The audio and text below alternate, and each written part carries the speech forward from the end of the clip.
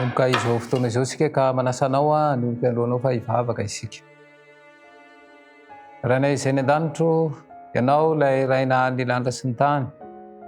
Tompony tompo mpanjaka ny mpanjaka mahefany zavatra rehetra, manolotra ho anao ihany ny dera, ny laza ary ny voninahitra mandrakizay.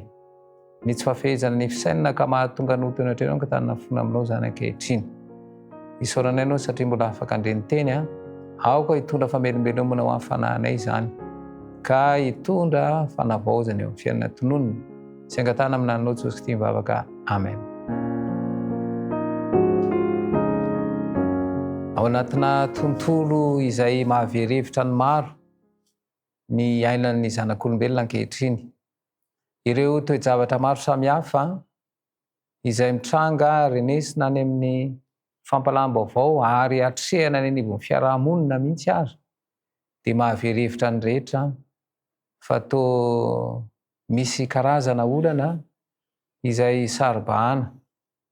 Ary eo indrindra no mampaino ireo fanontaniana maro hoe aiza no ale, fa mihasarotra ny fiainana ary ny Kristy dia mihamafy, ary indrindra moa ny eo amin'ny lafin'ny fiainana any an-tokantrano, eo amin'ny fifandraisam-pivady na ndray aman-dreny sy ny zanaka na ny samy ankizy, dia toa tsy tabeny ihany, ary na ny ankizy ihany koa dia samy sahirana hoe ahoana ny faran'ny fiainana.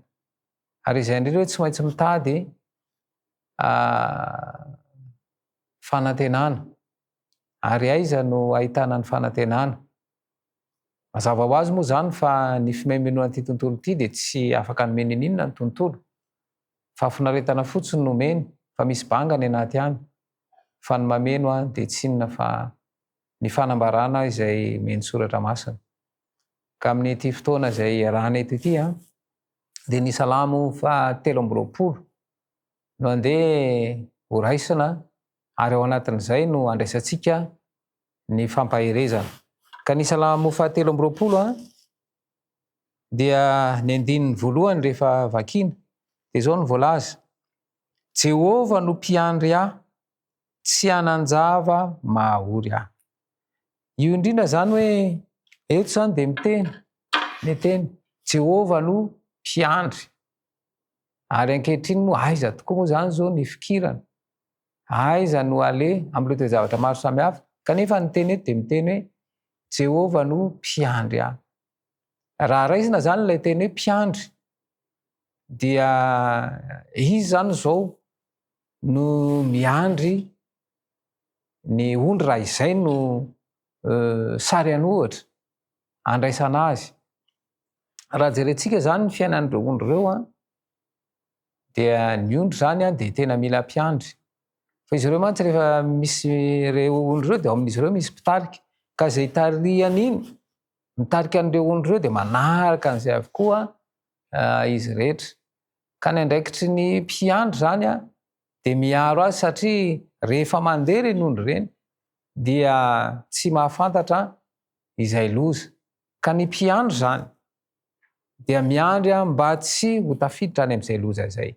Raha tsika miaina zany ankehitriny fa betsaka ireo toe-javatra izay manahirana eo amin'ny fiainana, aiza no miantoraka? Dia miteny zany ny mpahary eto hoe Jehova no mpiandry ahy. Dia rehefa teneny ilay teny, ny toeny dia hoe tsy hanan-java mahaory ahy. Tena ory loatra ange ny olona amin'izao fotoana izao hoe, ary betsaka ny zavatra mampahory ny olona, fa inona no ataon'ny mpiandry? Dia nge vakiantsika ny ao amin'ny Isaia 40. Isaia 40 dia ho vakiantsika eo amin'ny andininy 1:10. Isaia 40 dia vakiantsika ny andininy 1:10 dia izao vaky ny teny: Iandry ny ondry ny tahaka ny mpiandry ondry izy. Iandry ny ondry tahaka ny mpiandry ondry izy. Eto zany dia tsy iza ilay mpiandry fa Kristy izay tsy hitan'ny maso. Ary izay indrindra moa zany hoe ny zavatra tsy hitan'ny maso dia amin'ny finoana no anekena azy. De ahoana ary no atsapanany zany hoe miandry Kristy nefa mahatsapa olana ary matsiaro fahoriana ary tena mijaly mihitsy, ohatrany hoe tsy mandre na inona na inona. Ary eo indrindra izany no mila mianatra amin'ny alalan'ny fifankahazarana. Ity tontolo ity zany de manome zavatra ilaina avy aty ivelany, fa ny firaisana amin'i Kristy avy ao anaty ary mifandray mivantana amin'ny olombelona ao amin'ny saina Kristy. Ka eto zany rehefa miteny ny soratra masina hoe iandry ny ondriny tahaka ny mpiandry ondry izy, ny sandriny no anangonany zanak'ondry ka hotrotrony eo an-tratrany ireny. De eto zany, io zany no mila enarana ary mila iainana, lay hoe maka sary an-tsaina. Anampy anao zany ny fangalana sary an-tsaina ny teny zay omena. Ka raha raisina zany eto hoe iandry ny ondriny tahaka ny mpiandry ondry izy, ny sandriny no anangonany ny zanak'ondry ary hotrotrony eny an-tratrany ireny. Dia ny fangalanao sary an-tsaina n'izay sary omeny teny izay de hoe mitrotro Kristy. Ary tena zay indrindra. Amin'ny alalan'ny finoana sy ny fangalana sary an-tsaina ny teny ambara dia anampy anao atsapa ary afaka iainana izay. Fa ny tontolo mantsy mampiaina an'ilay olana, mampiaina an'ilay toe-javatra manahirana, toe-javatra sarotra izay atrehana ary samy mitaraina ny amin'izany ny rehetra. De mila miala ao anatin'izay tontolo hita maso izay. De rehefa amafisin'ny Jeremia 3:7-4, Jeremia 3:7-4, de zao aneny vaky ny teny ao Jeremia 3:7-4, de zao no voalazany teny: ary anendry mpiandro azy aho ka dia hiandry azy ireo, ka tsy hatahotra na hivadi-po intsony izy, sady tsy hisy tsy hovoavory hoy Jehova. Eto indray zany dia milaza ary manamafy ny teny: anendry mpiandry ho azy aho, ka dia hiandry azy ireo ka tsy hatahotra na hivadi-po intsony. Ary mantsy ny tena olana io tahotra io.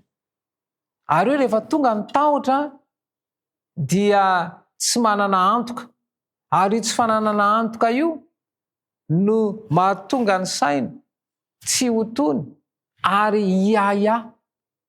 Ary rehefa ao anatin'izay fiahiahiana izay dia mety tsy tompony tena intsony, de eo amin'izay lasa ketraka.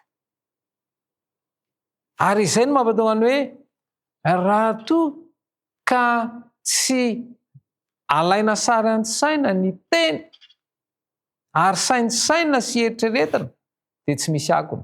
Fa ny soratra masina dia miteny hoe ary ny teny dia tonga nofo. Arakaraky ny eritreretanao, arakaraky ny saintsainanao, ny teny zay omena dia iamazava any an-tsaina izany. Ka miteny eto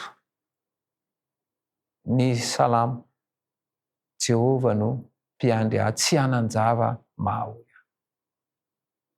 Sarotra raha ny atakarana an'izany raha fezin'ny tontolo avy aty ivelany. Fa raha lay ao anaty kosa, lay fisainana, satria fisainana any anaty, satria ao anatin'ny fisaintsainana, ao anatin'ny fieritreretana, raha toa ka afantoka ao amin'ny teny izay ambaran'ny soratra masina, izay Kristy mihitsy no miteny an'izay, ka inonao dia maka sary an-tsaina hoe mitrotro anao izy, dia hiverina miandalina ny fahatsapana ao anaty. ary atoky. Ary izay indrindra hoe ny finoana dia anampy iainan'izany. Ary ao anatin'izay fiainana ny finoana izay dia isy famelombelomana any anaty any.